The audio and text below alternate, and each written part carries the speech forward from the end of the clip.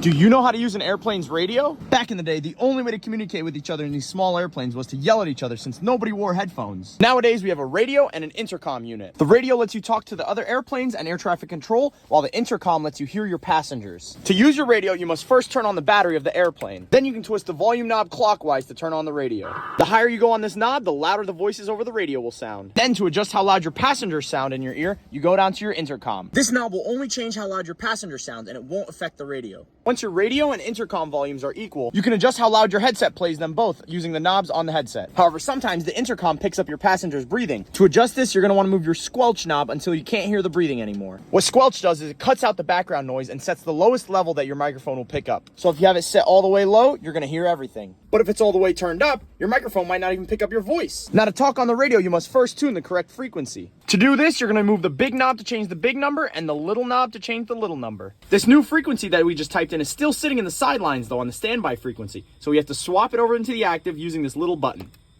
This swaps it over into the active so now you can talk and listen on this frequency. Now when you click this button on your yoke, you're going to be transmitting to anyone listening on this frequency. And now you know how to use an aviation radio. Every airplane's a little different though, so here at the Red Tails we always like to teach the basics first and then move you up from there.